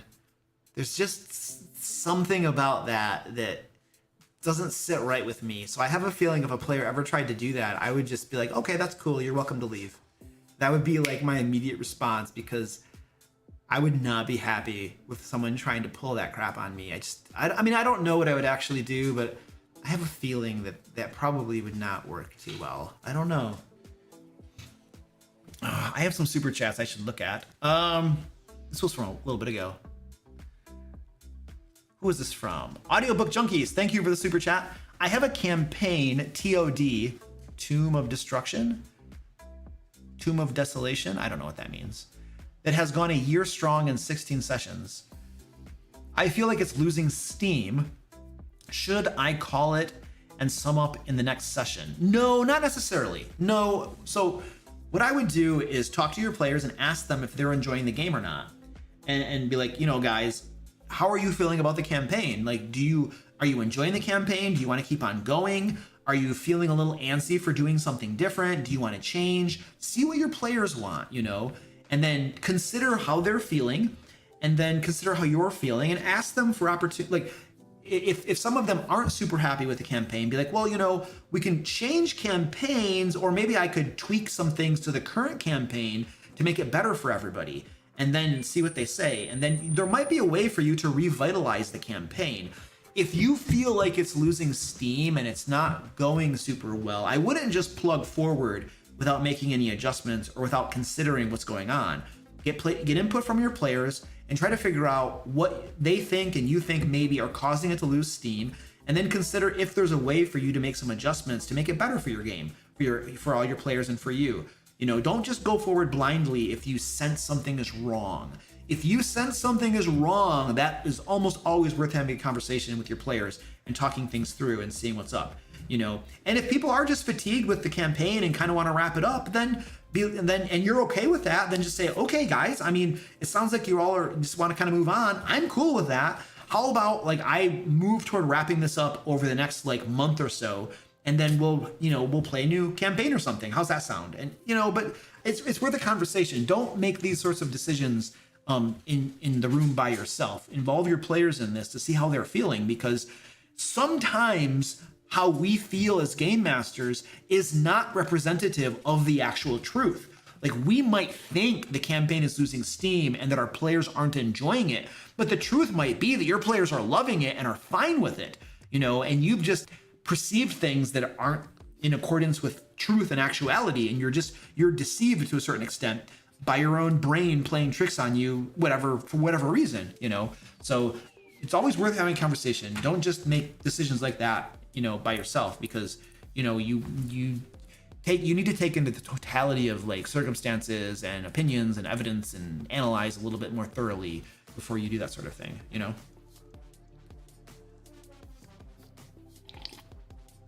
Big Fat Nerd, thank you for the sticker. I appreciate that, man. Stickers are a way to, like, donate money to streamers and YouTuber people crap. All right, we probably have time for one more of these things. Another RPG horror story. But before we do that, remember, ladies and gentlemen, our Layers and Legends 2 Kickstarter is ending tomorrow.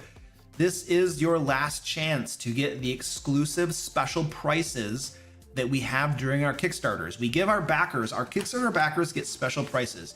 They help us raise the capital to pay all the artists, to get the layout done, to print the books. They help us to get that capital raised, which is huge when you are a small independent publisher like we are. And so our Kickstarter backers always get special prices.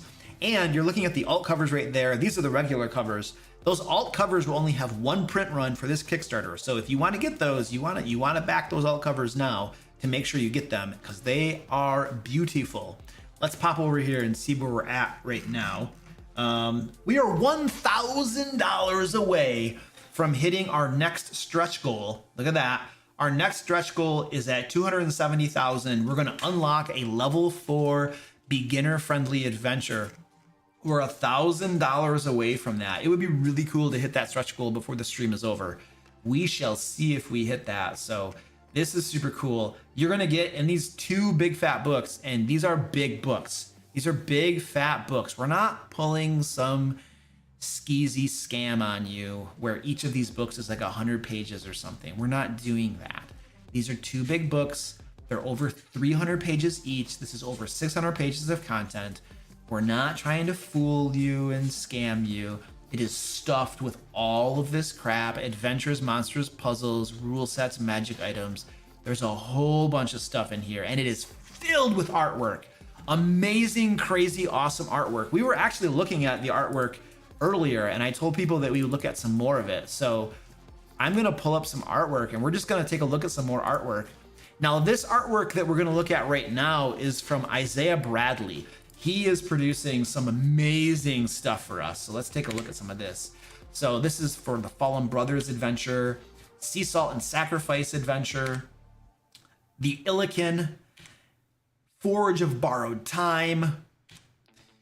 This is Fallen Brothers again, Trapped in the Tallest Tower, the Hobgoblin's Wife. I love this piece of artwork right here. This is probably, as far as like, not the monster art, but like, because monster art's like in a different category, but the non-monster art, this is probably one of my favorites. For whatever reason, the rain coming down, you can see it bouncing off the pool of water. There's just something about this piece that I like a lot. It's really cool. And then we have It Came From Below, To Save a Silver Dragon, and then we got some repeats. It looks like we're doing some repeats there. And then that's from Isaiah Bradley. And by the way, there's no AI artwork. No AI artwork in these books. All human artists. I mean, I think they're humans. Some of them might be like elves or something, but they're probably humans that are making this. This is amazing. Holy crap. So this artwork is from Matthias Kalza. Look at the detail. Holy crap. This is a bust of Aspa. She is from the Hobgoblin's Wife adventure. Amazing. Oh my gosh, this is so good. It is so good. This is Oslander from It Came From Below. It's very cool. This is, I don't know the name of this person, but Amelia might be her name. She's from the Tallest Tower adventure. This is Agnothus. This is probably like a bad guy from an adventure. It's from the adventure To Save a Silver Dragon. That is super cool. Look at the detail on the skull and stuff. That is just amazing. I love that. And that was all the busts that we have.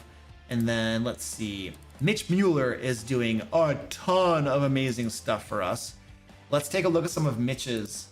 So this is a sea amanofin. I can't pronounce it, but it's a sea anemone. I don't know how to pronounce that. It's like bigger than a shark. It's just massive. And then this is a Ganelfin, I believe is the full name for this creature. Super cool. And then one of their shamans. And this is, no, that's the shaman. This is probably something else from the Ganelfin. And that's a shaman. And then this is a giant water strider. And then we have an arcane watchdog. This is some clockwork thing. I forget the full name of this creature. I don't have it handy, but this looks pretty cool. And then we have Byron Marr, one of our villains, a blood coral, and this is an arboreal titan. That's super sweet. So, and those were all from Mitch Mueller. So we have tons of, oh, this is so good. We have tons of artists working on this producing some really, really cool stuff for us. So these books are going to have amazing artwork in them. I'm so happy with the team of artists that we have put together to work on these. They were producing some stinking awesome stuff. It's crazy.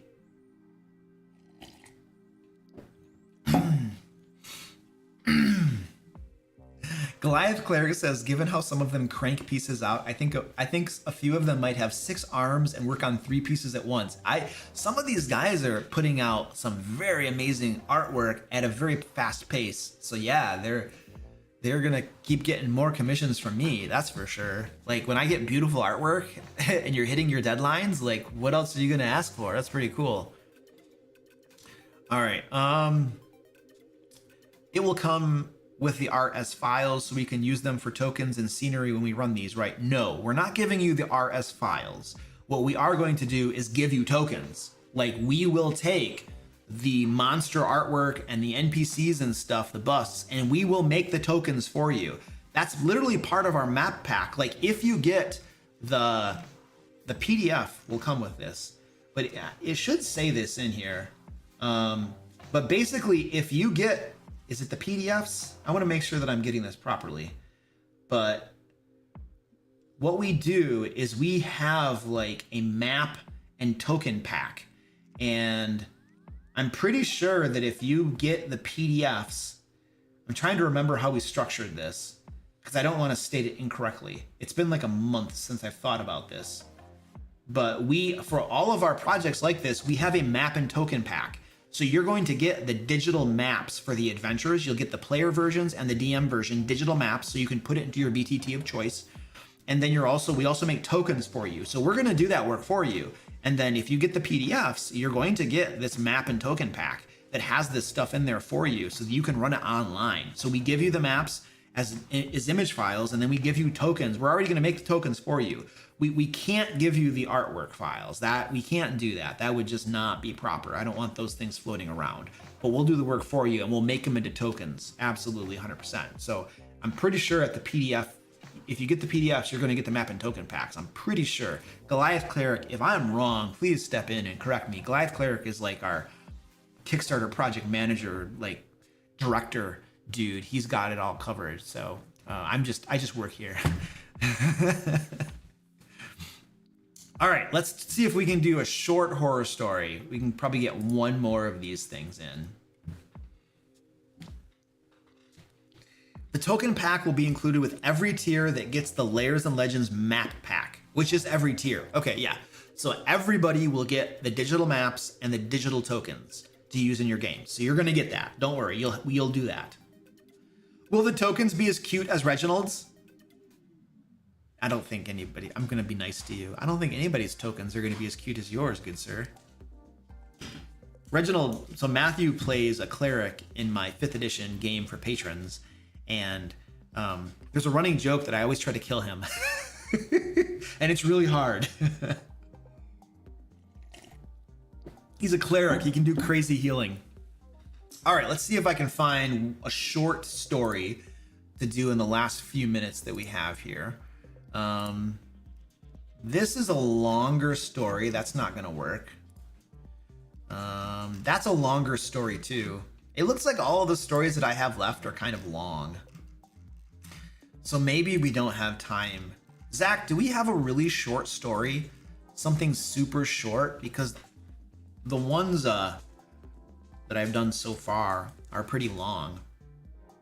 I mean, I've hit all the short ones. Do you have like a short one that you can throw in our Discord, or do we not care?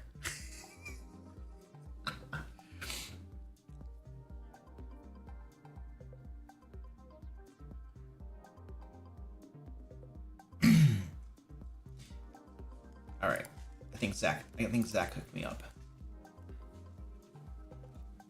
It's a medium length one. Okay, this isn't that bad. All right, let's get this over here. And then scroll down a tiny bit here. There we go. And let's go to my split screen. Make this a little bit over here. There we go. Okay, let's do this one. DM ruins game and group trying to emulate Critical Role. All right, let's see what they do here. What is their version of emulating Critical Role? This was back when Critical Role had just started their second campaign. The group was the DM, me, and 4 other people.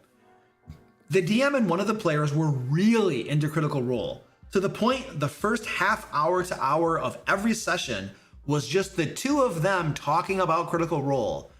Oh my gosh, the first half hour to an hour of every session. Well, I think when my friends and I get together to play Pathfinder 2, there's about a half an hour of bullcrapping where we just talk and chat and stuff, you know? But we're usually talking about things that most people at the table can participate in, and we're not just fanboying over a very niche interest or something that other people don't share. So anyway, my dog is still looking for the treats over in the corner. Eventually the DM starts introducing characters from the series, starts telling us what we should do because they did that in Critical Role, and starts trying to copy Matt Mercer's particular DM style to the point I wasn't having fun, and I felt like I had no agency and our actions in game had no point, since he'd attempt to retcon things or ignore things to get a particular outcome. Oh gosh, yeah. This is stupid. You got somebody, they're not just, I mean, okay, so he's not trying to emulate Critical Role in so much to play the game like Critical Role plays the game or runs their show, however you want to look at it. But he's literally trying to like turn your game into a Critical Role game by introducing characters from Critical Role, and then telling players that the characters, certain things have to happen to them, and dictating what they do and what they don't do and stuff. Yeah, that sucks. That's kind of like if you had like Conan the Barbarian and you wanted to you wanted to play out the events of Conan the Barbarian, like the movie with Arnold Schwarzenegger in it, you know, back in the day. That was an amazing movie, by the way. And Conan the Destroyer is pretty freaking cool too. But it's like if you wanted to emulate that story and you're like, so you're just making people play the game in a way so that the story happens the way that happened in the movie. That is just stupid. I don't know why people would do that. Like, what's the point? Like, I don't understand what the point of that is. Like, why would you do that? And I guess it's fun for you if you're doing it, but nobody's gonna enjoy that. That's just dumb.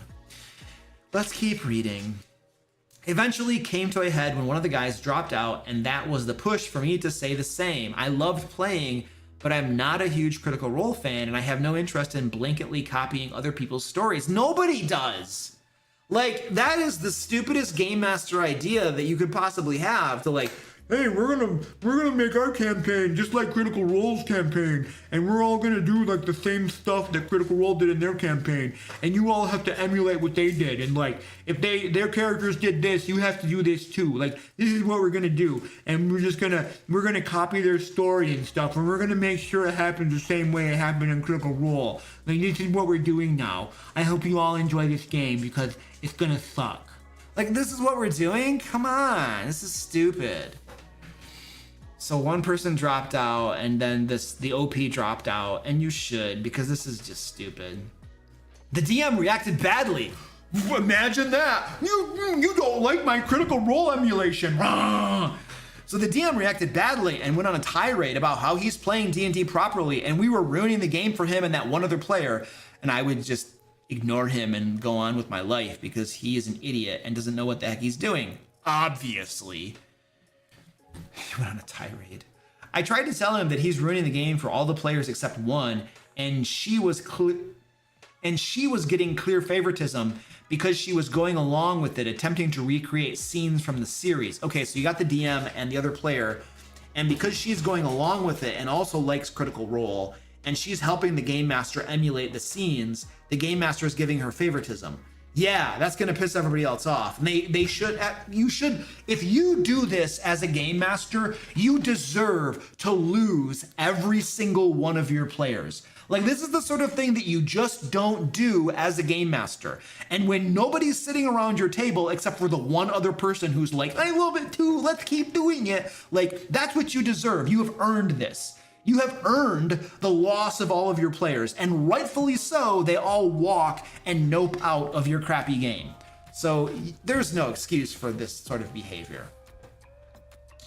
I tried telling him that, okay, there we go. Even tried to explain that Matt Mercer has his own style. He has years of experience, probably took lessons in acting and improv, and has a team of people to help with writing, and that is his career. He just accused me of being jealous of Matt Mercer and not knowing what D&D really is. No, the game master's a moron. This guy he's drinking some Kool-Aid or something. There was something going on with this guy, but he doesn't know what he's talking about. And you're totally right that every game master has their own style. Like Matt Mercer has their own style, Brennan Lee Mulligan has their own style, I have mine, you have yours, your friends have theirs. Like, every game master under the sun has their own style. And I will submit to you that you shouldn't necessarily try to copy somebody else's game mastering style. Like, there's no reason to do that necessarily. Now, you can learn from other game masters. You can see that, hey, Matt Mercer does this that I think is really cool. I want to start doing that more. Or Brennan Lee Mulligan does this. I think that's cool. I want to try doing that. Or this game master does this. I think that's cool. I'm going to try. Like, there's nothing wrong with stealing from other people ideas and concepts and learning, like, oh, I like how they do this. And that's cool, right? But to just copy someone, I don't know. That just seems dumb to me. Yeah, he accused you of being jealous of Matt Mercer. Whatever. You're running a stupid game. It has nothing to do with it has nothing to do with me being jealous of Matt Mercer. You're running a bad game, dude. Your game sucks. Man, I'm leaving because it's a bad game. What part of this don't you understand? Good gravy. I saw him post in a Discord server not too long after, and he was explicitly looking for people who watch and like Critical Role. I hope he found a group of like-minded people to play with. He was a great DM before he decided that Matt Mercer is the only standard of DMing. Oh, that is horrible. That is very sad. You have a guy who is he's a good game master. You enjoy being in his games, and then he gets this thing in his head where he's like, I gotta be just like Matt Mercer. I gotta run Critical Role. I gotta emulate the Critical Role stories in my game. I gotta do that. That's what I gotta do. Now, it's a nice little cat butt walking in front of my face. So he's a great game master, and then he just gets this stupid idea in his head. And this is not a knock on Matt Mercer. Matt Mercer's amazing. He does great. Critical Role is a crazy success. They're running a butt-kicking business. Those guys are killing it, right? Amazing voice actors. They put on a great performance. They run a great show. You know, and this is not a knock against them at all, right? This is somebody who just he gets a dumb idea in his head of like, I'm going to try to emulate this game master, and I want to incorporate their stories into my game, and I want their stories from their campaign to play out in my campaign. This is like a harebrained dumb idea that a game master got in their head. And it's sad because the OP says that they were a good game master before they started doing that, you know? So that's unfortunate. But I do want to be clear that this has nothing to do with Matt Mercer or Critical Role. It's not a knock against them. This is a knock against the game master who just got a stupid idea in their head and ran with it, you know? And then they lost all their players, and rightfully so. They should have lost all their players because they were doing something really stupid, you know? What's up, Squeaky? Squeaky time. This is a big boy. Hey, where have you been the whole stream? I've been here for 2 hours and you weren't here. Where were you? I want answers. Yeah, you're not going on my lap. You are not a lap kitty. You are not a lap kitty. A big fluffy bucket is what he is. Oh, no. He's like, I need attention. Put my butt up in the air so you can sniff it, just in case you want to. Apparently that's why cats raise their butts up when you're petting them, because they're you know, inviting you to sniff their butts. That's what I've heard. That's what I've read. You can't make this crap up. Google it. I want to be clear. I don't do that though. That's pretty nasty, you know. All right.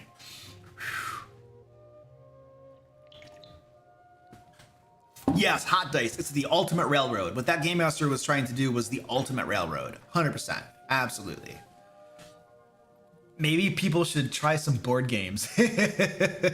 Anthony says, I'm a huge Critical Role fan, but I can't imagine railroading my players into trying to duplicate the show. Yeah.